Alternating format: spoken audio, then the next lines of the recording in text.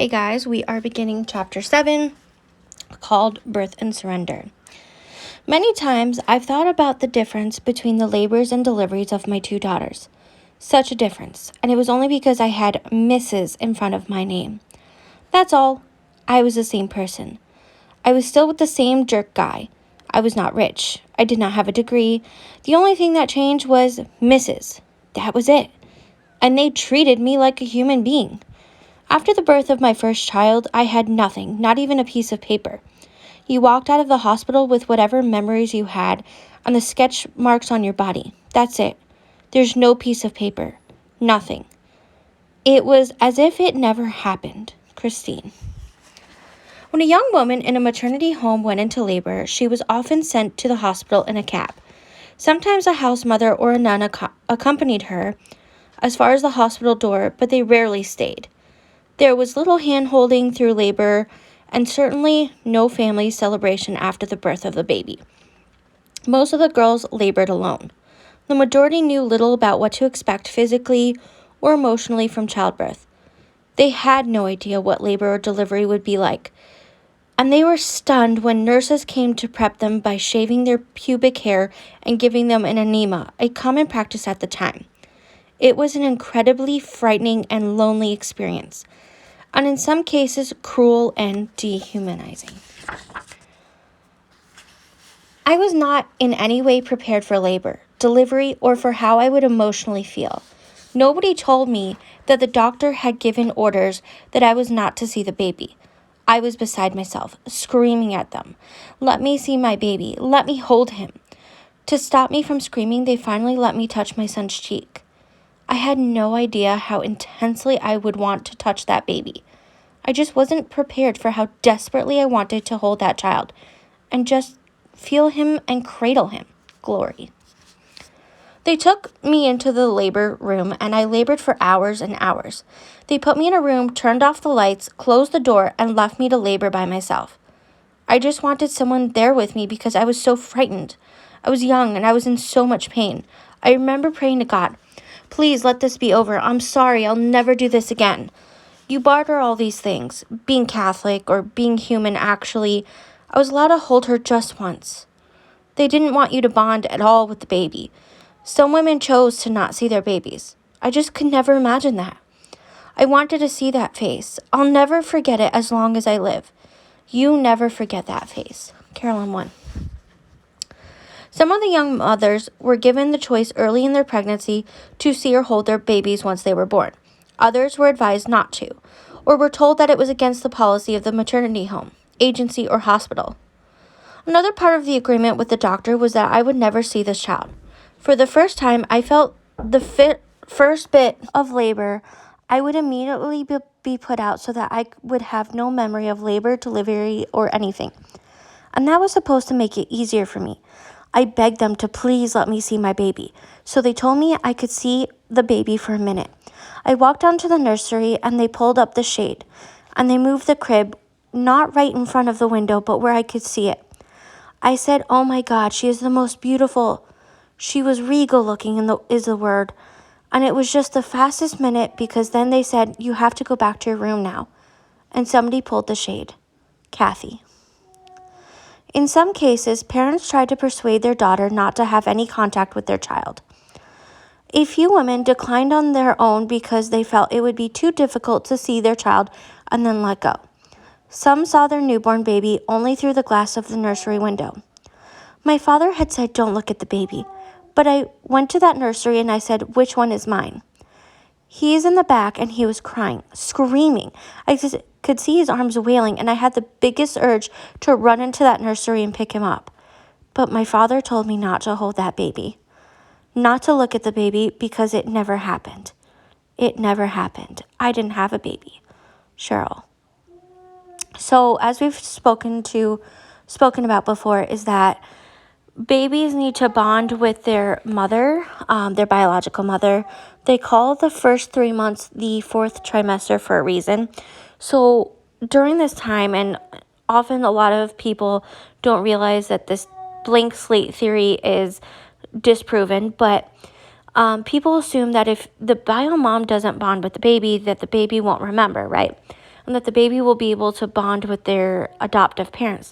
But that's not true. There's actually huge attachment issues with the baby.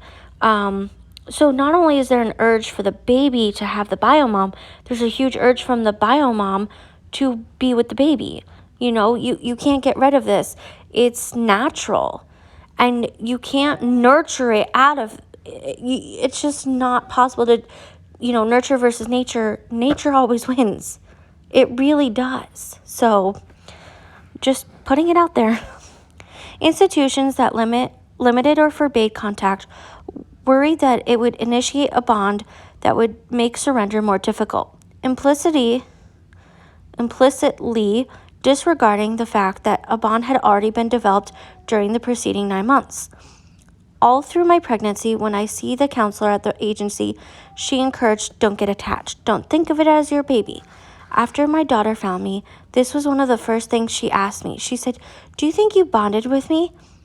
How could I not? How can you carry a child for 9 months and not bond? It's not humanly possible. Connie 3. In some instances, the mother and baby returned to the maternity home together and stayed anywhere from a few days to several weeks. The maternity homes that followed this procedure had a special hospital wards for postpartum women. In these cases, the new mothers were kept in separate area away from the girls who were waiting to deliver. They often had daily contact with their babies and were permitted to bottle but not breastfeed them. So on that part, the reason that they're refusing the breastfeeding in this aspect is because they think that the breastfeeding will help with the bonding, which it very well could. But so if they're bottle feeding, they're assuming that it'll be an easier transition for the adoptive parents. Whereas if you're breastfeeding, often, at least this has been my experience as a nanny and a babysitter, especially with younger babies, is that breastfed babies don't take bottles very well if they're not introduced, if they're exclusively breastfed from the breast, right? So they don't take bottles very well. So it's just easier for the transition and to be able to feed them. Sorry, guys. I'm just trying to get through this. If you were even allowed to take their baby to a local chapel for christening. But the most common practice seems to have been for a mother and baby to part company at the hospital. An adoption agency worker would pick up the baby from the hospital and take them to a foster home, where they would stay for a specified time period, after which the adoptive parents were permitted to take them home. In the late 1940s and early 1950s, babies were often kept in the foster homes for 2 or 3 months. Today, there is often no waiting period at all. So that's correct. So in 1990s, when I was born, yes, I'm in my 30s, okay, but this did happen before I was born. They actually allowed adoptive parents if it was a private adoption. So if it was through an agency or just a lawyer, as soon as the baby is born and allowed to leave the hospital, the adoptive parents can take that baby home. Now, if there's a foster care situation where there wasn't an initiated adoption, or there's, some kind of abuse or something, then, foster comes into play and then adoption later if parental rights are terminated, so TPR'd. But majority of adoptions are privatized infant adoptions, so now majority come home right away, so they think that this bonding happens with the adoptive parents. I was not prepared for the last time that I would hold this baby girl. The nurse made a big deal of clipping our wristbands. My wristband got clipped and taken, and the baby's wristband got clipped, and it was like the umbilical cord being cut. I was hysterical. I didn't want to let go of the baby. I was just a mess. It makes you wonder. All the support that they gave you prior to this, there should have been a little support then. That's when I needed support. Pamela 1. I had to stay in the hospital for an extra 2 days, and the adoption agency came to get my son. They didn't know I was still there. I remember coming out of my room and I see this woman carrying my son down the hall. And I said, "Where are you going with him?" And she looked at me and said, "Why?" And I said, "Because that's my son." And she went, "Oh, I'm so sorry. I'm from the adoption agency." I still remember I grabbed onto the blanket and I lay on the floor pulling at it. I still have dreams about it. Charlena. They let me hold the baby once. It was a little boy. I guess it was a couple days after that. A woman from social services came to take the baby, and she asked me if I wanted to carry him out to the car.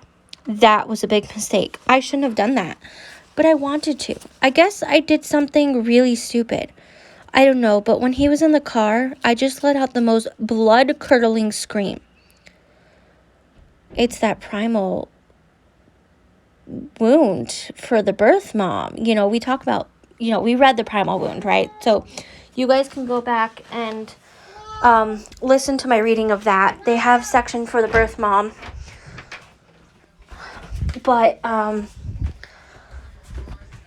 no mother wants to lose their baby, and adoption is like a death for both the child and the parent. Now, yes, there are open adoptions now. This was not at the time that we're reading this book. But majority of adoptions get closed. So it's 90% by the time the child is age 1 and 9% by the time the child is age 5. So that tells you a lot. And it's usually because of the adoptive parent. Not always, but usually. And even then, there's no, right way to do an open adoption. I've seen some, I hate to say it, problematic open adoptions, in the aspect of certain YouTubers. And maybe it's just me because I have the ickiness of them, I don't know how to describe it. A lot of them just dismiss the trauma of both the birth mom and the child, and they use them for clout. And it's just really an icky feeling. Now, there are some, birth moms who do speak out, like, "Hey, this is a great adoption. I have a great relationship." And if that's true, that's wonderful. But the issue is that they're still in the fog, which is, I got to do a video on fog because I can never remember what it stands for. I think fear and guilt, something like that. But they're afraid to speak out because that connection can easily close. But it's just totally dismissive of the trauma that the child is facing, even if the child is nonverbal or pre-verbal, I should say, because, usually young kids. And then the adoptee also has the fog, right? They're afraid to speak out because they're afraid of the backlash that the adoptive parents hold. And it's gross. Anyway, continuing on, because I just went on a rant. I thought, wow, this is kind of scary, but I guess I wanted him to hear that in his subconscious, to know that I didn't want to do it. Nellie. I was in a ward with a couple of other women from the maternity home, and they brought the babies to us. In those days, you stayed in the hospital for 4 or 5 days. It was otherworldly experience. I can't quite explain it. There were 5 or 6 of us in the same situation. I know when the babies were brought to us, that was precious time. I remember I'd glance at another woman across the way without talking. I'm sure we all felt the same way. Then it was time to leave. I went back to the maternity home, and that's when the grief started. I just couldn't stop crying. I called my sister-in-law and brother, and I begged them to come get me because I was just a mess. And I couldn't stay in this impersonal, humiliating situation. I couldn't bear it. I was deeply, deeply mourning, and no place to go with it. I continued to see the social worker, and she gave me a little bit of time. Then she pressed me to sign the adoption surrender. Rachel. I've heard many people, both men and women, describe the monumental change that occurred the moment they held their newborn child. Some describe it as an overwhelming love for their baby that they had not anticipated and were totally unprepared for it. The circumstances of the pregnancy, whether planned or unplanned, or even inconvenient at the point of their lives, were of little consequence once their child was born. I've also heard adoptive parents describe similar feelings about the moment a baby was put in their arms. So, my adoptive parents talk about this,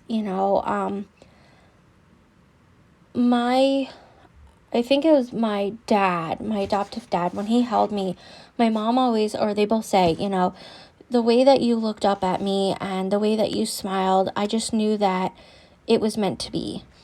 And, that's not to say my adoptive parents aren't great. And I get it that, they're totally attached at this point. They're ready to bring me home. They even talk about so there was a month between the day I was born and the day that the adoption was finalized. They didn't bring me back I was born in Kansas and I lived in New York majority of my life. They didn't bring me back to Kansas during that first month because they were afraid my birth mom would try to get me back, which she did try. But they didn't want it to go through. They really wanted a baby. They were desperate. And so even though I had an open adoption and they try to do everything right, and I give them props for that, trust me, I do, there's still some little things that they do or say that are icky and kind of dehumanizing in a way, and not like majorly trauma informed, even though all the books that we're reading, well, not this book, but all the other books that, we're going to be reading, we read The Primal Wound, they went to conferences, they really listened, they did trauma informed even before that was like a major thing and well known compared to today. So again, back in the 90s, there's still those little things, and it's like, I get what they're saying, because when you hold that baby that is going to be yours, you feel this unconditional love. But at the same time, like, when you're adopted, you feel like there's a lot of conditions to it. Unlike typically, not all the time, but if you're a biologically kept child, like my son is, he knows that no matter what, we're going to be there for him, So it's just these little, nuances. All right. Yet even today, few seem to perceive that these emotions must also be present in the mothers whose babies will be adopted. Whatever the circumstances, it is as if their unmarried status or their intention to relinquish has rendered them incapable of love or motherly instincts. There has been no widespread recognition that mothers who surrender children for adoption experience grief or suffer a real loss. The nurse came in with this little pink bundle and she said, "Do you want to see your baby girl?" And the minute the nurse puts the baby in your arms, everything changes, because now you're holding your own baby. And it's like something changes in your whole body. And now you don't want to give this little baby back. Karen too. Women recalled the love and attachment they had for their baby during their pregnancy. They sang and talked to their baby, and all along dreaded the separation that was to come. Others remained more detached and accepted the advice of authority figures who told them not to think of the baby as their own. Until they gave birth, the baby was not truly real to them. These women were even less prepared and were completely taken aback by the intense feelings of love they had for their child at birth and the overwhelming desire to hold and touch their baby. A few described being in an almost total state of denial about what was happening to them. Some remained in a closed-off, emotional state until many years later, when they met their child. It's funny, the whole time I was carrying my daughter, I told myself that I wasn't her real mother. I really believed that. I knew that I was carrying her, but it was the party line. That's what they told you. The social workers said you were just carrying this child for someone else. And I really went along with that in my head. And I guess in a way, I was less tormented because most birth mothers didn't have that kind of detachment. They knew that they were their child's mother. They knew that they were losing, and I was just totally out to lunch in that department until my daughter was born. I realized at that moment that's not the way it works. She was my daughter. I realized that fully in every way, she was my daughter. You don't talk about those things with your social worker. You talk about what you're going to do afterward. Although I must say that my social worker was a good person, she was a young person. She had never given birth. It's funny to me that they have social workers for pregnant teens who had never even given birth themselves, because giving birth changes you, and there's no way to tell a person what it is like. And although it is difficult for any woman to be wholly prepared for birth, it is hard to fathom the lack of counseling given to these women about their feelings they would have after the birth of their child, and possibly over a lifetime. The social workers watch many young women go through this transition, and it seems cruel not to have prepared them either emotionally or logistically by exploring every option open to them before the baby was born. After the birth, when the reality of motherhood had sunk in, many of these women were desperate to formulate a plan. Other than relinquishment, there was no system for advocacy. For a woman who knew she wanted to mother from the beginning, nor any effective recourse for those who came to that realization afterwards, after their babies were born. Many women were presented with papers in the hospital while they were still recovering from childbirth, and were authoritatively instructed to sign. Some did not even understand what they were signing. Often these papers gave temporary or joint custody to the adoption agency. And once the child was in the agency's care, the mother had a more difficult time, both legally and emotionally, halting the process.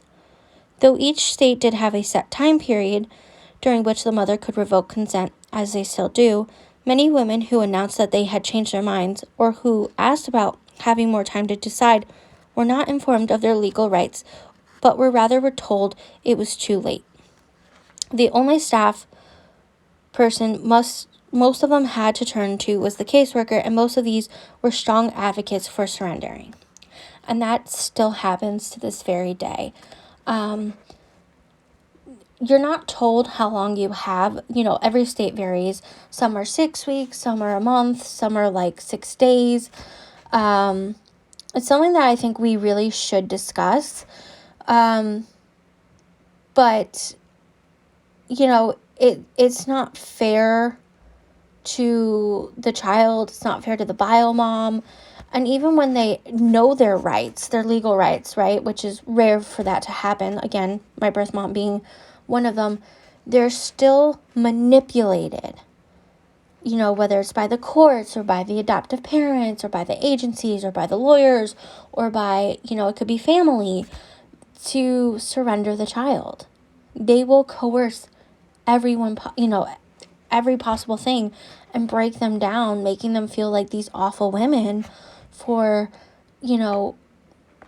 not being able to mother without giving them actual support and resource. And it's just utterly disgusting. Anyway, nobody talked about the legal rights in those days. They told you the baby was adopted right away. They didn't tell you it takes a while. And they didn't tell you that you could legally change your mind. You didn't have an attorney. You didn't know what your legal rights were. They lied to you. I don't know if it would have made a difference. It's really hard to say years later, but there was a miscarriage of justice there. You do have rights. Diane too. So as we just discussed, there are rights, but this is still happening. I also want to say that even when you are pre-matched birth, so like I said in my situation, I was 3 days old when I went with my adoptive parents. And, my birth mom found them and so forth, whatever. There was no agency involved in my case, but many cases there are, right? Majority are through an agency. now, like she was saying, you go straight from the hospital home or to your adoptive parents instead of going into like a foster home for a few months. The thing is that for every one available child for adoption, or seemingly for adoption, right, there's 111 hopeful families. They're hoping that a child and a mother will be in crisis to take that baby. And it's utterly disgusting. Now, again, as I stated, there was literally a month in between my exact birth date and the exact date that my adoption was finalized. My birth mom had that entire month to get support and resources to get me back. And she tried. She tried everything, but they continued to manipulate her. I'm not saying it was my adoptive parents, but, there's lawyers, there's courts, there's, family. My bio father's mother, so my grandmother, Diane, she was really the big manipulator in this instance. She did everything to break my mother down so that she wouldn't get me back. She never wanted to give me up. And I've heard this from my adoptive parents. I've heard this from my birth mom. I've heard this from, friends and family of my bio family. So it's really just this huge thing that happens. Anyway, women who wanted to parent were often subjected to humiliating competition of sorts with the prospective adoptive parents. It was a routine for agency workers to provide trumped-up descriptions of the adoptive families. Many women were told their child would go to a family where the husband was a doctor and the wife was a housewife. It was suggested that if the mother loved her child, she would not deny him or her this wonderful opportunity. The agencies, of course, did not foresee that these mothers reuniting with their children 20, 30, or 40 years later and learning that the profile of the adoptive parents had been untrue. Many women I interviewed have met their child's parents and have built some wonderful relationships. They feel that, given the circumstances, they could not have wished for a better family or outcome for their child. Others, however, were unequivocally not pleased by what they found. So, as I just posted on my main TikTok, not the one with this name, but my original one, I'm doing a poll of whether adoptees go no contact with their adoptive parents because I'm quite curious how adoptees particularly feel. Now, on this account on TikTok, so Adoptee Healing and Resources, I'm also asking for comments that adoptees and birth parents receive in terms of like the hateful comments, right? Because it's typically coming from adoptive parents or people that were considered kept, and not within the triad. We're talking someone who's kept but has no relation to adoption, whether they're a birth parent, adoptive parent, or adoptee, right? Typically, it's the adoptive parents. They are generally kept, not all, but many of them, most were. So it's kind of this. It's just this, behavior that they really see themselves as like a saviorism, that adoption is this wholeheartedly saviorism, and that they're better than the birth parents when statistically speaking, with everything that's happening and everything that adoptees face, they're not. They're far worse. Anyway, we're going to continue on. When you give up a child, you certainly hope that they get better than what you could have done. My daughter certainly did not get better than what I could have done, even as a child myself. The original adoptive parents had adopted one child prior, and then adopted my daughter within a short period of time. Within a couple of months after adopting her, the husband left the wife with the 2 kids. Apparently, the wife had some mental health issues, and at some point she was institutionalized and the kids were put in foster care. My daughter remembers her grandparents being integral in making sure they got food and were bathed and stuff, even before the mother was institutionalized. She remembers how her grandmother took care of them, because sometimes her mother just couldn't. Wendy. The quote-unquote better life argument was made all the more compelling by the fact that so many couples were clamoring to adopt in the years following World War II. For every healthy baby available for adoption, it is estimated there were at least 10 couples waiting to adopt. Again, this was at that time. We're now up to 111 per one baby. So what does that tell you, right? As word reached the public that unwanted babies, and again, we're not unwanted, but this is what they say, right, were available and in need of homes, millions of couples flooded adoption agencies with applications. The number of non-family adoptions per year went from 8,000 in 1937 to over 70,000 in 1965. Now, again, this is intercountry, so this is not international adoptions. This is strictly if you were born and adopted within the U.S. Okay, so just making that clear. With so many couples in competition for babies, social workers could be selective. Agency workers vetted prospective couples and placed children in homes for a trial period, usually 6 months to a year, to ensure that both parties were adjusting to the new arrangement before the adoption was finalized. During this temporary placement period, social workers conducted home visits to make sure the baby was thriving. If the prospective adoptive parents changed their minds before the adoption was finalized, the child could be returned to the agency. Yeah, that's really gross. Now, typically there are home visits before a child is placed in your home, and then from what I know, and again, this, it depends on the agency, it depends on location. In my personal experience, again, there was only one before my adoption was finalized and nothing after. And for many people I know, there was nothing after their adoption. Adoptees also often get rehomed, and now with social media, there's a whole rehoming group on Facebook about rehoming adoptees, and they make it sound like they're rehoming dogs. Oh, but by the way, it's illegal to rehome animals on Facebook. Yeah, you heard that right. But, humans, it's totally okay, right? Anyway, interest in adoption had increased in part because of the availabilities of newborns rather than older children. But couples of this era did not make the decision to adopt in a vacuum. Social acceptance of adoption needed to be cultivated. Adoption had not been a common way to build a family in previous generations. Families needed assurance that babies available through adoption agencies were healthy babies of normal intelligence who were otherwise unwanted.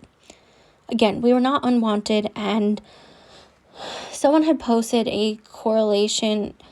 I want to say it was a correlation, not a causation, but they were saying that adoptive children are, I think, 83% higher in intelligence than biologically kept children. Their resource was biased because it was an adoption agency, so I want to make that clear. That being said, this person was also highly uneducated when it comes to trauma responses and the long-term legal consequences of adoption. They were, of course, pushing that abortion should be, illegal. So, I take that with a grain of salt, but, this really was happening, and it's still happening today, right? Where they even have a menu price on, you can look it up on adoption agencies by the race of the baby, the gender of the baby, the health of the baby's location. There's so much that comes into play with the price of the child. It is human trafficking, but health being one of those. Anyway, social acceptance was predicated on the idea that these babies were unwanted. This belief eliminated a potential moral dilemma, especially for adoptive parents. Most couples, no matter how much they want a child, would not want to be involved in taking a child away from the mother against her will. Granted, they still do this, and they know that the child is wanted. So, lies, but whatever. But given the secrecy and the social stigma of the time, adoptive parents were never exposed to the story of the pain and grief felt by so many mothers. And again, this is still happening in 2023, right? And as more and more couples adopted, social acceptance grew apace. Again, we are in 2023, and adoptees make up between 2 and 3% of the population, still. And there's still such a huge stigma around us, and it's disgusting. Sorry, guys, I am ranting. Anyway, people read stories about Hollywood stars like George Burns and Gracie Allen, Roy Rogers and Dale Evans adopting children. Popular magazines promoted adoption by publishing articles that further confirmed the practice as an admirable and joyful way to build a family. They're talking about like the saviorism aspect, and it's still gross, but still happens again. And it's not just in magazines, it's in, media of like social media, it's in TV shows, it's in movies, it's in books, it's, there's ads on Facebook, on TikTok, on Twitter. I'm not really on Twitter, so don't mind me, but I'm sure there are. It's on Instagram, it's everywhere, and like, you can't get away with it, get away from it, I should say. Like, they're advertising that adoption is this beautiful thing. It's in the news. It's in the news how admirable someone is for taking in these children, right? Usually those are like the good stories, right? But then they don't demonize the parents that murder the children, which happens majority of the time. We could talk about J.J. Vallow, more recent, I think he was killed in 2019, 2020, and the case is happening right now where he was adopted, and then the older sister, Tylee, I don't think she was adopted, but they were murdered by the mother, and the stepfather. And it's just gross. There's thousands of stories. You can just look it up in the news, right? Of adoptees being killed. There's actually 2 websites dedicated to adoptees being murdered, unalived, abused by adoptive parents. Statistically speaking, and again, this is from the American Association of Pediatrics, along with childwelfare.gov, where we are statistically 8 times more likely to be abused and murdered by adoptive parents. 8 times more likely. It's disgusting. Anyway, the February 1951 cover story in Life magazine provides an example of the dissemination of these ideas on a massive scale and the reassuring language used to describe the experience of adoption. What is interesting about this article is that it also purports to tell the story of the surrendering mother. The cover of the magazine displayed a full bleed photograph of a child's face with the title to the left, The Adoption of Linda Joy. Inside the magazine, readers encountered a 7-page picture story that included 32 pictures, extensive captions, and a narrative that offered statistics, answers to concerns that might be on the minds of prospective adoptive families. The pictures and text chronicled the entire process from the paperwork required of the adoptive family and the follow-up home visits. A sequence of 5 images that captions is meant to tell the story of the 18-year-old unwed mother who gave birth to Linda. In the first image, a noticeably pregnant woman is standing outside a building, suitcase in hand, looking at a plaque that read, Woman's Home. The caption explains that after traveling 175 miles by bus, she arrived at the Salvation Army home in Los Angeles to have her baby. It then shows her meeting with her caseworker at the maternity home, and the caption explains that at the maternity home, the expectant mother, while waiting her baby, decides she cannot keep it. She says, "It hurts, but I have a lifelong ahead of me." The third image shows her with her newborn in the hospital after delivery. It explains that during her stay in the home, the caseworker came regularly to help her decide her baby's future. The fourth depicts her kissing the baby's face, and she says goodbye. The caption reads, "She says goodbye to baby 5 days after birth." Unlike many unwed mothers who are too chagrined to care, she took a deep interest in this baby and liked to dress her. Oh, sorry. I'm just cringing. This would be an interesting video to do. I'm getting so many ideas for videos, guys, that are not readings. Anyway, continuing on. The caption under the fifth and final image about the mother explains she has a few weeks to change her mind and keep her. The only reference to surrendering mothers is included in the beginning of the main story, and a passage warning potential adopters to avoid black marketers, who charge as much as $5,000 to close the gap between couples who wanted babies and the mothers who wanted to get rid of them. The circulation of Life magazine at the time this article was published was more than 5 million. Okay, so again, during this time, Georgia Tann was running a home in Tennessee. I think there was maybe one or two other locations, but she was one of those black marketers, and she would tell the birth mothers that the baby died and she wasn't the only one doing this, by the way, that the baby died during delivery. And then she would have the child sold right out the back door to adoptive parents. And none of this information was given to the birth mother. None of this information was given to the birth parent, the adoptive parents, or to the child.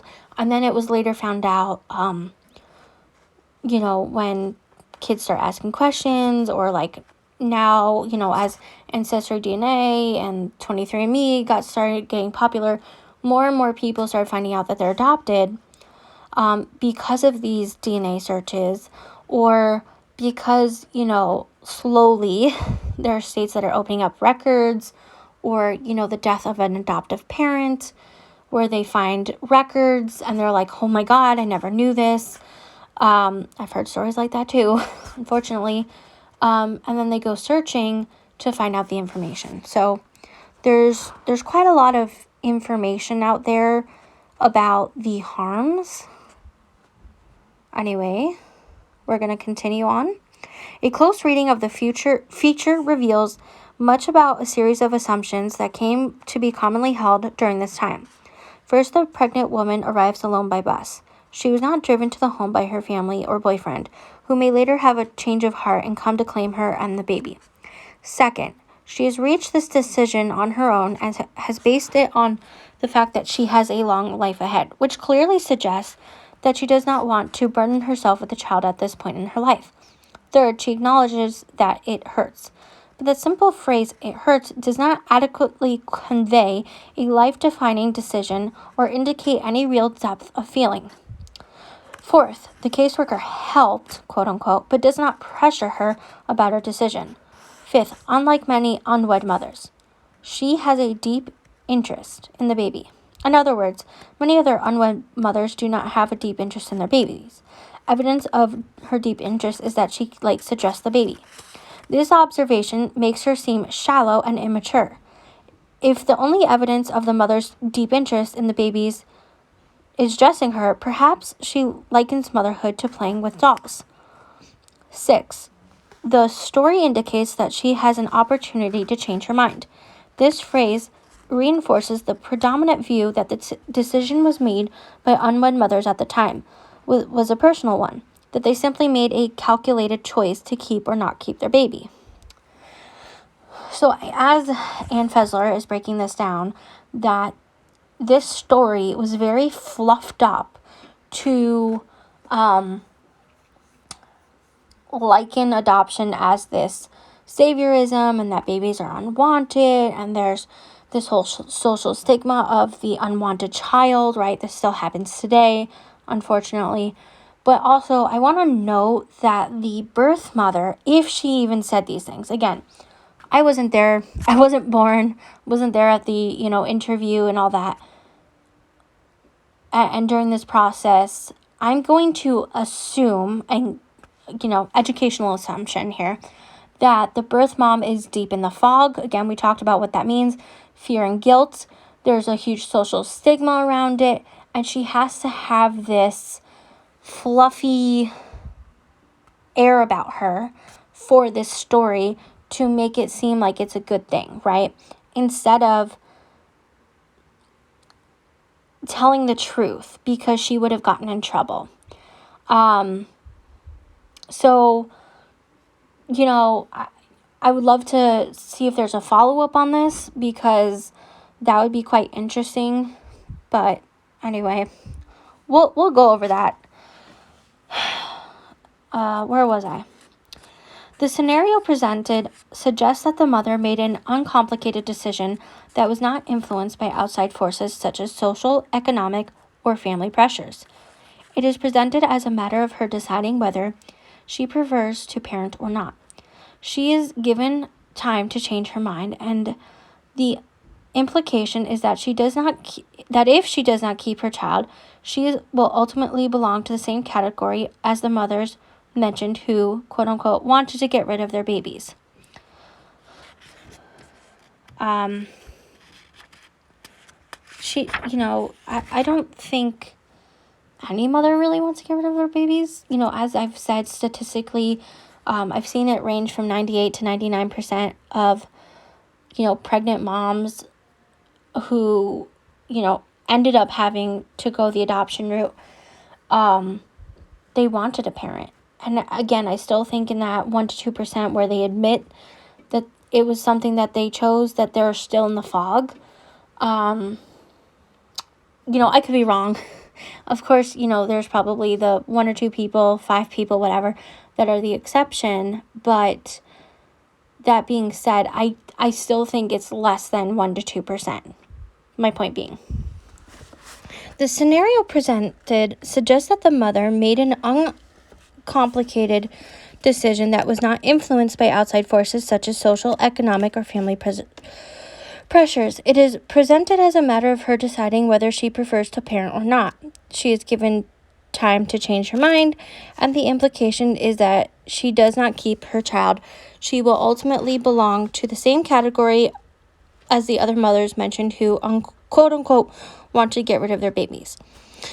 So convincing was this popularized story, and again, still is today, and so is silence for the women about how they really felt, that this basic scenario is still widely accepted by the public and by many adoptees, who feel they were unwanted by a mother who abandoned them because she had a lot of living left to do, and that they were a burden. The reality was that the mothers often found themselves up against people who knew just how uninformed they were. Carol, one of the women I interviewed, returned to her home state after giving birth in California to learn that the father of her child wanted to reconcile and marry. She wrote the caseworker to ask if, under the circumstances, it might be possible for them to get their child back. The caseworker's written response offers insight into the professional thinking of the time. Oh my God. In the 1960s, many states still did not place a baby with an adoptive family until they were 2 or 3 months old. And when Carol contacted her caseworker, her child was still in temporary foster care. The caseworker stressed that, in her opinion, Carol made the right decision the first time, and that it was still in the best interest for everyone. And yes, we're going to, emphasize those words because they are not only italicized, but that is exactly how many feel. They must put their opinion, thinking that it's best for everyone involved. I don't know what that voice was, but the reality is it's not. And again, back in these days, they knew this. They just didn't want to admit it for the most part. Again, there were definitely social aspects to it and an economic change as much as there is now today. But that social impact really, really put this coercion and manipulation into play for the most part, that changed the way that adoption works, even in 2023. So yeah, it's quite sad. Continuing on. Despite the fact that Carol was writing because circumstances had changed, the social worker continued to affirm the decision Carol made earlier when her situation was entirely different.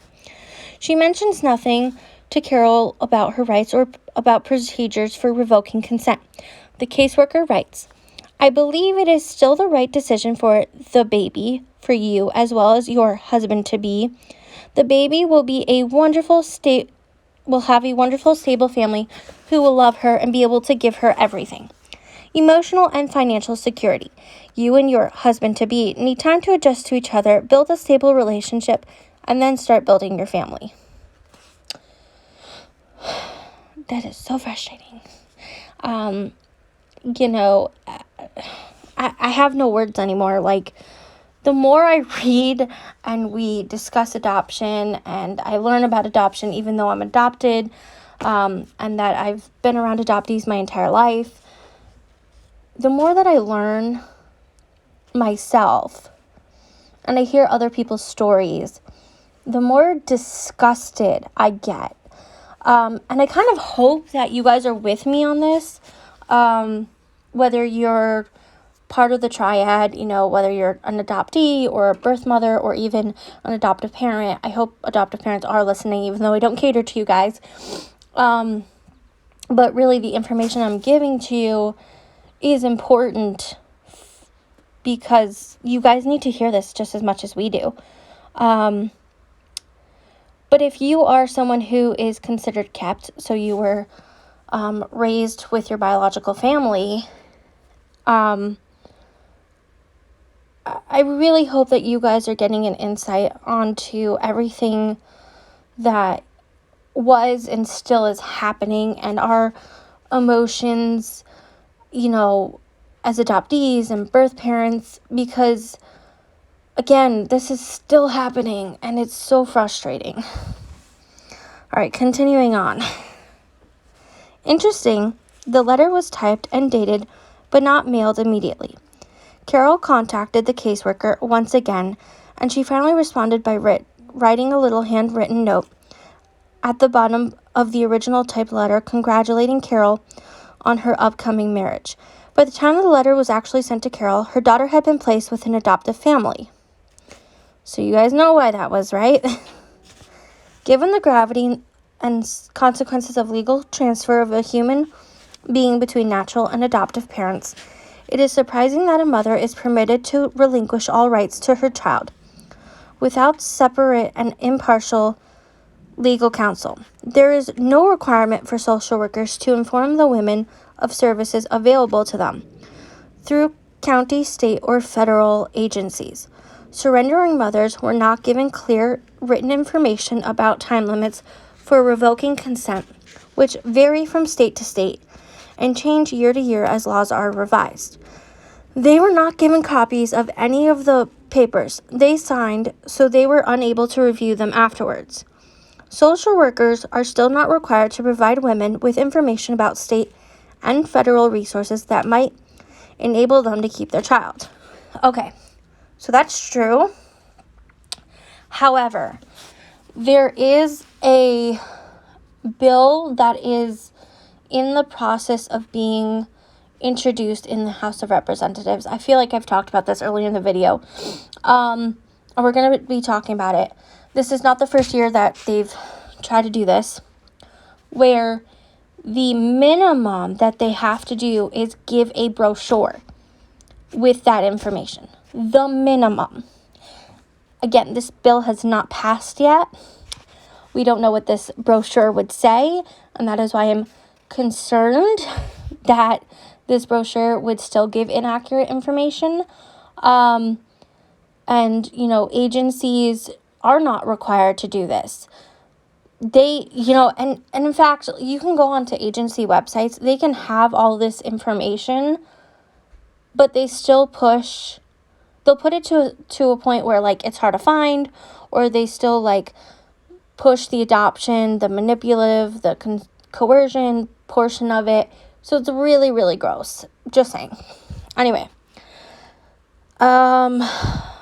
where was I? Many of the women I interviewed described being emotionally shut down when they signed away their child. They had papers placed in front of them, they were told to sign them, and they did. I remember the social worker's face, and I remember going into the nursery.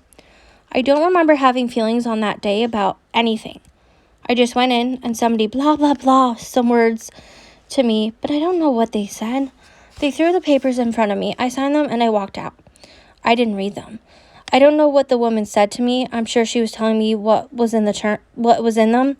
I mean, logic dictates that she was trying to explain it to me, but I don't remember what she said. I just signed papers and I left. My family didn't talk about it. It never came up again. On Mother's Day, my mother gave me a sweater and a skirt with a Mother's Day card. She didn't say anything to me. It was just sitting on my bed. Maggie. Okay.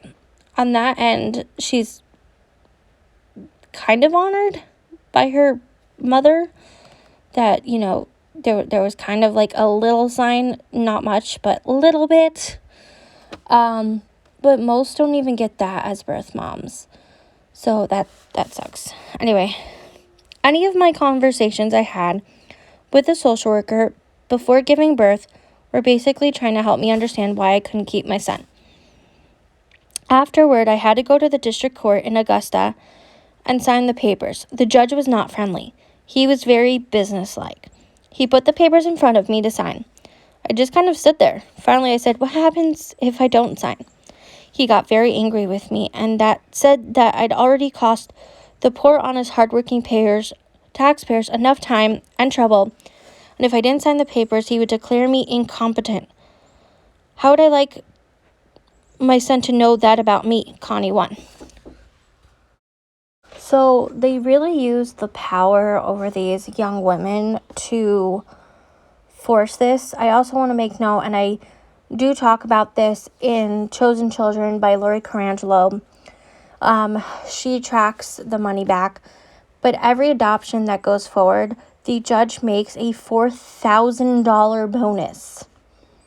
$4,000 each adoption. So what does that tell you? Of course they want to make more money.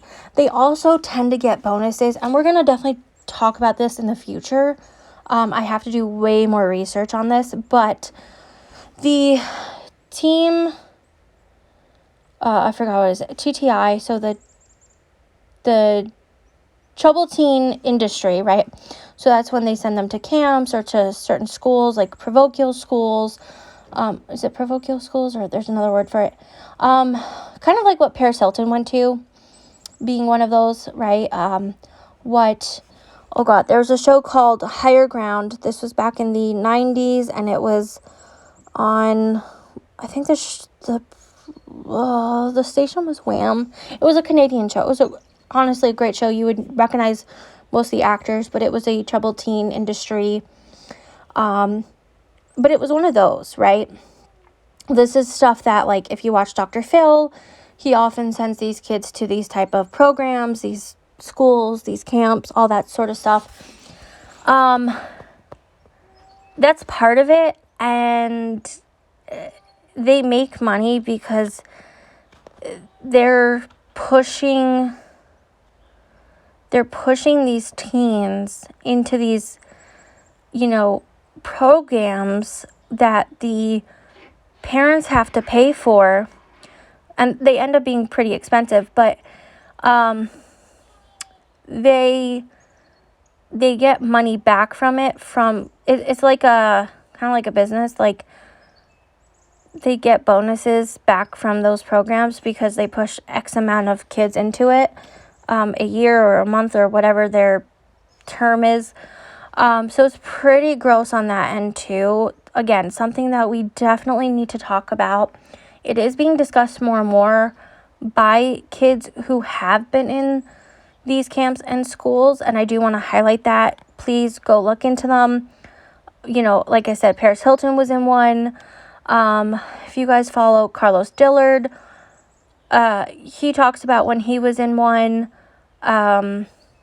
There's just, many, many things, right? So please just be aware that that is something else that is out there that is pushed. And again, I want to say that adoptees and foster kids end up making majority of those in the camps in those schools. Not all, but definitely a majority. So it's sad.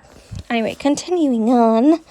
Young women in the 1950s and 1960s had little experience with being assertive, but regardless of whether they tried to fight the system or accepted their fate, they discovered that moving on and forgetting was impossible. The full emotional weight of the surrender affected some immediately, for others it came later.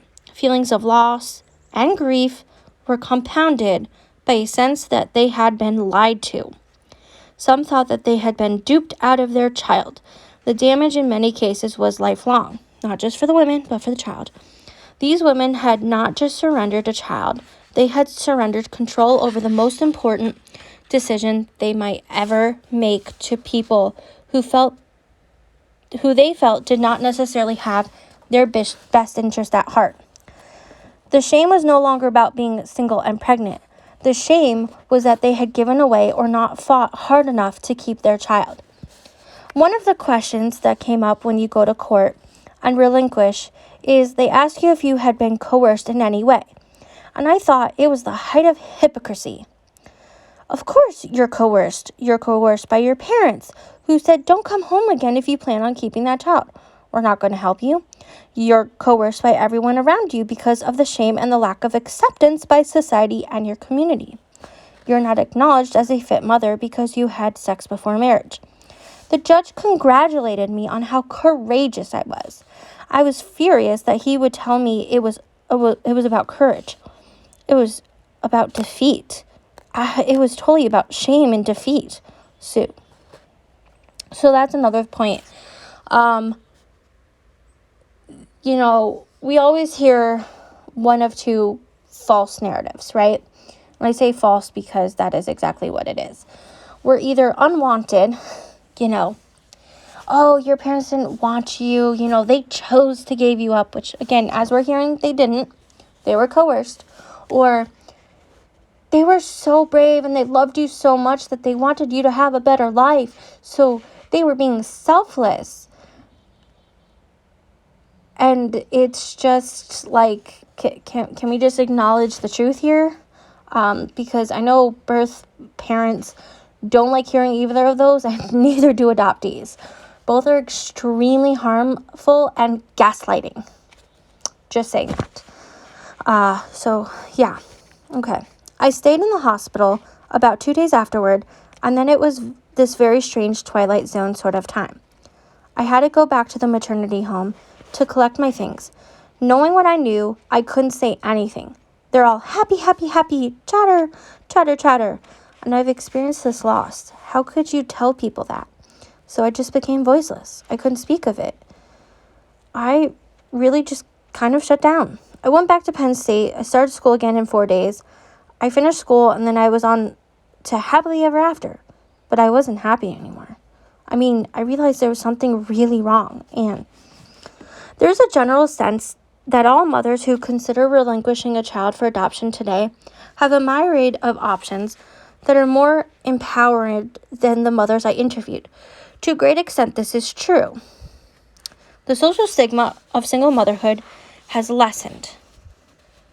In fact, an increasing number of single women now adopt children, or they do donor conceived. Families are less likely to condemn their daughters, and agencies point to the ability of women to pick parents for their child from snapshot albums made by hopeful adoptive parents, whom surrendering mother often meets through quote-unquote open adoptions.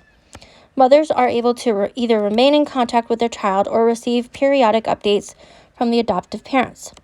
Though the mother's continued participation is not always guaranteed by law. In fact, it's actually never guaranteed. There are some states that are beginning to say that they are going to guarantee it, but realistically, there have been 0 cases where they have sided with the birth mother. So, what does that tell you, right? Anyway, certainly these changes are improvements over the lack of options and the social stigma experienced by many of the mothers I interviewed. And again, that is true. The social stigma of being a single parent is less. There's definitely much more help. There's definitely more talk about it. There's definitely much more education and access to it. That being said, there's still a lot of false narratives, still a lot of misinformation, and still a ton of manipulation. So we still have a ton of work to do. And again, the laws have not quite changed when it comes. Open adoptions are just a marketing ploy. No, again, 90% closed by age 1, 9% closed by age 5, and the 1% may or may not stay open after age 5. And majority of the time, and I'm not saying all, of course, right? The adoptions that start to open and then close are typically closed by adoptive parents. Not all the time, again, but typically there is tension or jealousy, and so they stop contact. And it could be vice versa. It could be the birth mom. But it is majority of the time the adoptive parents' reasonings. Okay. But on the other side, surrendering mothers have lost significant ground in one important aspect of the process. In many states, the 2 time spans most critical to surrendering mothers have been drastically shortened. So that's true. They were talking about 2 to 3 months with the time that the child is in foster care. So they did more foster care to adopt. Technically, even though it was agencies. Again, these agencies also run foster care. There are also, many of them are both foster care and adoption agencies. Not necessarily foster to adopt, but private adoption. But like we were talking about earlier, many babies go right to the adoptive parents, and then it takes a month or less for it to be finalized. So the first is the duration between birth and signing consent, and the second is the period time after signing during which the mother may revoke her consent. In 19 states, a mother can sign a consent to relinquish the rights to her child within 24 hours of birth. In 6 of those states, the consent is irrevocable upon signing. If the stories herein are any indication, this seems hardly enough time for a mother to come to grips with the reality of life she has created, something that is impossible to do beforehand, and make a deliberate and irreversible decision to relinquish her child. So yeah, like I said, I think the most, or from what I've read state-wise, it's the least amount is, I think she said 36 hours. So it's 3 days. I think I saw 6 days. Some are more 4 to 6 weeks, but it's not enough time. And again, we're not giving women enough resources, when they ask for help. They, a lot of women just assume that these are the options. You either abort, you keep your child, they go to foster care, or there's adoption, right? They think that these are the only 4 choices, and that's not true. They're often not given the information that there's, organizations like Saving Our Sisters, which helps pregnant women keep their babies, right? They're not given resources like you can access WIC and you can get on welfare. Okay, look, it's needed. It's okay. Don't feel bad for it. That there's food banks to access. And there's more. You can get free stuff. People will help in the community now, much more than they used to, right? Obviously. So don't feel bad if you need those resources. Again, something that we are definitely going to talk about. Anyway, have a great day, and I will see you guys Friday for 7.1, which will be Margaret's story.